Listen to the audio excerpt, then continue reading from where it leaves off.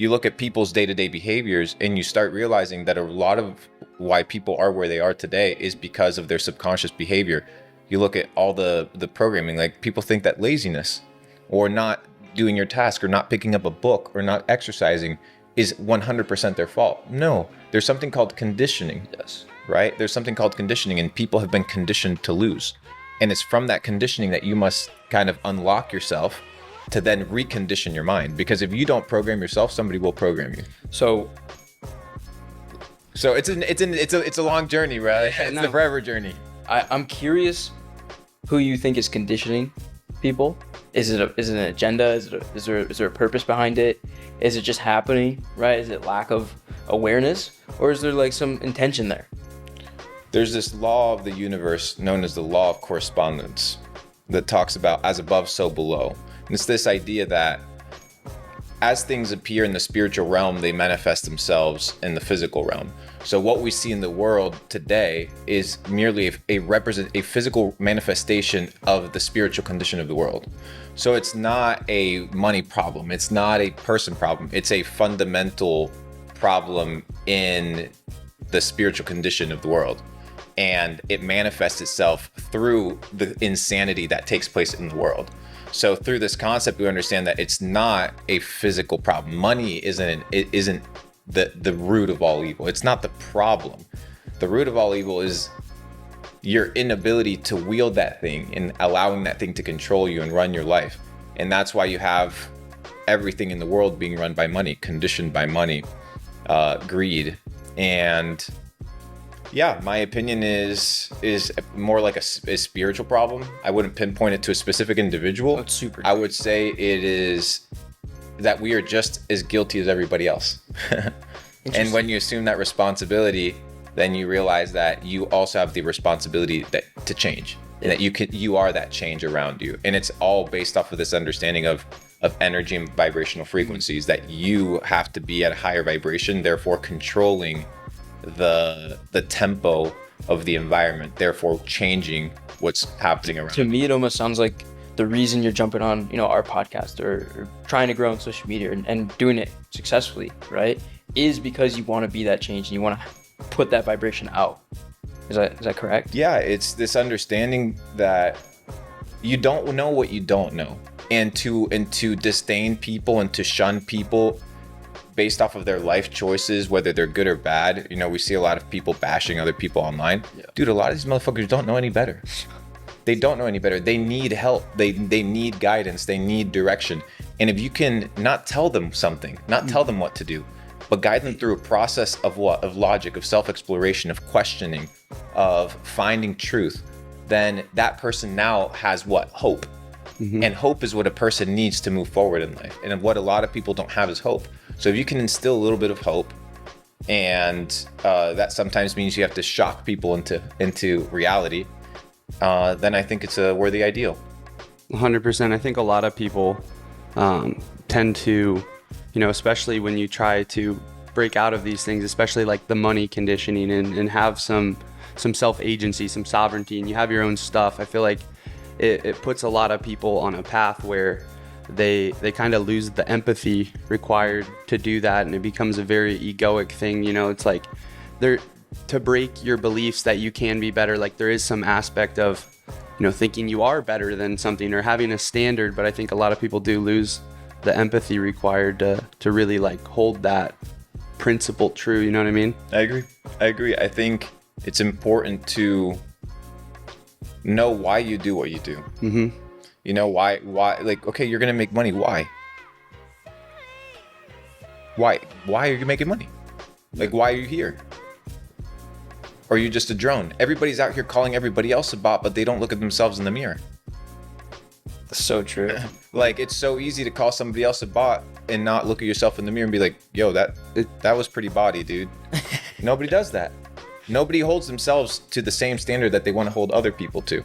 So that's kind of how I've been operating. Is I treat myself with a lot of respect and grace, and I speak a lot to myself. And in these questions that you ask me, I try to understand at a deeper level, what does it mean? What do these questions mean? Not this first initial superficial response that people have. It's really meditating on what's the purpose of your life? Like, why are you doing what you're doing today? Because after everything's said and done, the opinions of other people, the opinions of the people on the internet, the opinions of your parents, the opinions of anybody around you, your accolades, your success, the medals that you've earned, the plaques, none of it matters. Yeah. None of it matters. What matters is when you look at yourself in the mirror, right? What do you see? Yeah. When you're lying on your deathbed and you're literally by yourself, you and you, what's the conversation that you're having about the life that you lived? Like, was it dope? Was it proper? Like, well done? Or nah, you fucked up, man. I don't want to live that life. I want to end, and I don't know what that looks like. Does that mean I'm a billionaire? No, that doesn't mean I'm a billionaire. That means I'm a man that lives with purpose. And the problem isn't that people are rich or not rich, is that people don't know why they're awake. They don't know why they're alive. And when you find that purpose and you start moving in that direction, life becomes extremely fun. 100%. It's super interesting that every episode we have with someone that's maybe ascended a little bit, the echelons of maybe social media, Iman and Sneeko and yourself, and we had Jared Getz on recently, who he used to work for. I don't know if you know that name, ecom dropshipping, but they all of you guys and us as well, it's kind of like refreshing because all of you guys talk about the spiritual elements of this whole thing, the spiritual elements of life, making money, whatever, and the spiritual aspects of it, and why, like, that's really what this game is. It's like, it's an energy game, a frequency game, a spiritual game. I agree. I mean, the world is not a physical place. The world is a spiritual place. How you are interacting right now with reality is based off of how your brain is processing reality. But that doesn't mean that that's what reality is. Maybe you're limited by your senses, right? So you need to be able to see things with spiritual eyes to be able to understand how the world really works. And that's the journey that a lot of people may not understand. So when they hear me say certain things, they may feel like it's a whole bunch of nothing. Mm-hmm. It's a whole bunch of nothing to a person that cannot see. To them, yeah. And that's kind of the journey. If you don't understand something, don't be like, well, this is nothing. Ask yourself, what does this mean? What is this? Why is this dude spending time trying to convey? Do you think I'm here wasting my time? No, I'm trying to convey something. So stop, listen, don't scroll to the next thing. Like, meditate. Mm-hmm. What does it mean to meditate? To dwell upon. What are you dwelling upon? People are out here with the phones, the music, the bullshit. You're living in so much static that you don't allow your brain to process any information. It's just like dopamine hits 24/7. So people are fried in the head, and the ones that understand how to manage their ability to receive information are the ones that move up in life, because only the educated are free, not the hardworking.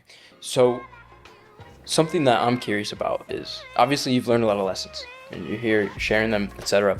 But where did these lessons come from? Obviously it's building the businesses, it's coming here at 16, it's things like that. I'm curious when it started to, like, obviously you had a goal when you came here, which is probably freedom, right, from socialism and whatnot. But when did that kind of start to develop into, I can do way more, I can do the crypto stuff, I can make millions and millions of dollars? And what was that, like, spiritual awareness, when did it start to, like, click?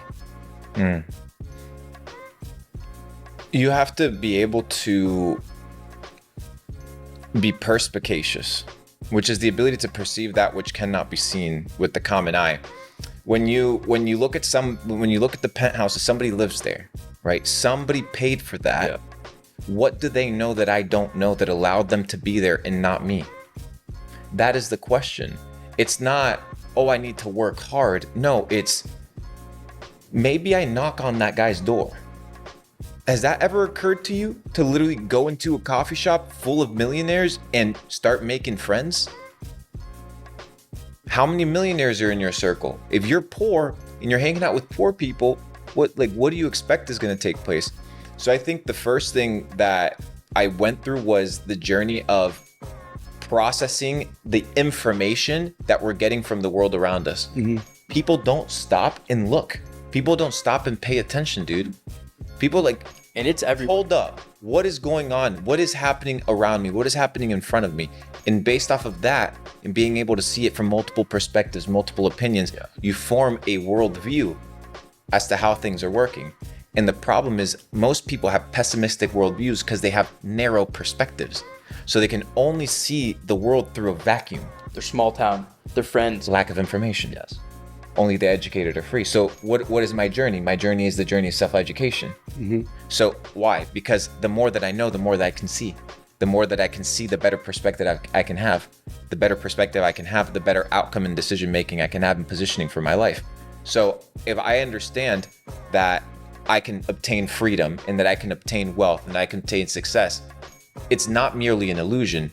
It is an understanding based off of what the world around me has shown me that it is possible, right? So it's merely a game of probabilities. So what do I need to do is increase my probabilities by knowing how the game is played. You play Monopoly, I win every time I play Monopoly. Why? Because I went on YouTube and I watched the videos. What are the lands that I should buy with highest possible return to win the game? Which land should I stay away from? Which, like, literally, you can build a strategy. In the same way, there's formulas in success to building a strategy in life. And if you don't think so, it's not that they're not there, is that you do not have the wherewithal or the mental capacity or the right information to see it. But it doesn't mean that it's not real.